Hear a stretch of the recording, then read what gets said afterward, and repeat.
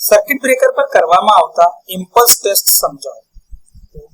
Impulse test, જેને impulse lightning impulse વિથસ્ટેન્ડ test તરીકે પણ ઓળખવામાં આવે છે, એ સર્કિટ બ્રેકર્સ પર કરવામાં આવતો એક ડાઇલેક્ટ્રિક પ્રકારનો ટેસ્ટ છે, જે હાઈ વોલ્ટેજ વીજળીના સર્જનો સામનો કરવાની તેની ક્ષમતા ચકાસવા માટે કરવામાં આવે છે. આ સર્જ ખૂબ જ તીવ્ર એટલે કે એકદમ સ્ટીપ ટૂંકા ગાળાના ઓવર વોલ્ટેજ હોય છે, જે વીજળીના સ્ટ્રોક અથવા તો સ્વિચિંગ ઇવેન્ટ્સના કારણે પાવર સિસ્ટમ પર દેખાય છે. આ પરીક્ષણ ખાતરી કરે છે કે સર્કિટ બ્રેકરનું ઇન્સ્યુલેશન ફ્લેશ ઓવર અથવા ઇન્સ્યુલેશન બ્રેકડાઉન વિના ટ્રાન્ઝિયન્ટ ઓવર વોલ્ટેજનો સામનો કરી શકે છે. આ પરીક્ષણ વીજળીના સર્જ હેઠળ બ્રેકરની ઇન્સ્યુલેશન સ્ટ્રેન્થ ચકાસવા, બુશિંગ્સ, કોન્ટેક્ટ્સ, ઇન્ટરપ્ટર્સ અને બાહ્ય ઇન્સ્યુલેશનની ઇમ્પલ્સ સામે ટકી રહેવાની ક્ષમતાઓનું મૂલ્યાંકન કરવા, ખૂબ જ ઝડપથી વધતા એટલે કે ફાસ્ટ રાઇઝિંગ કહેવાય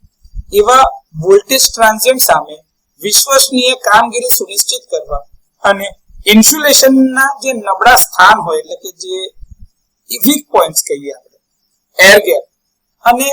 વોઇડ્સ એટલે કે ખાલી જગ્યાઓ જ્યાં પડી હોય અથવા તો અન્ય ખામીઓ શોધવા માટે કરવામાં આવે છે.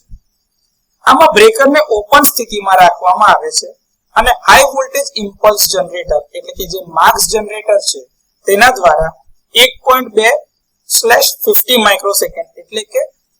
આ સ્ટાન્ડર્ડ ઇમ્પલ્સ વોલ્ટેજ વેવફોર્મ છે, જેનો રાઇઝિંગ ટાઈમ 1.2 માઇક્રોસેકન્ડ છે અને એનો ફોલ ટાઈમ છે 50 માઇક્રોસેકન્ડ છે. આવો વેવફોર્મ ઉત્પન્ન કરવામાં આવે છે અને એ બ્રેકરને આપવામાં આવે છે. આ જે ટેસ્ટ છે એ phase to earth, phase to phase અને સર્કિટ બ્રેકરના ઓપન કોન્ટેક્ટ્સ ઉપર વારંવાર રિપીટ કરવામાં આવે છે. આમાં 3 પોઝિટિવ પોલારિટીના ઇમ્પલ્સ અને 3 નેગેટિવ પોલારિટીના ઇમ્પલ્સ જેવા ઇમ્પલ્સની સિરીઝ મુજબના વોલ્ટેજ વેવ આપવામાં આવે છે. સામાન્ય રીતે ઉલ્લેખિત એટલે કે રેટેડ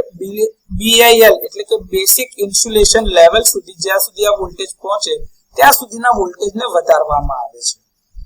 આમાં 12 કિલોવોલ્ટના બ્રેકર માટે 75 કિલોવોલ્ટના પીકની આસપાસ, 33 કિલોવોલ્ટના બ્રેકર માટે લગભગ 170 કિલોવોલ્ટની પીક અને 132 ના બ્રેકર માટે 550 કિલોવોલ્ટ પીક વોલ્ટેજની આસપાસના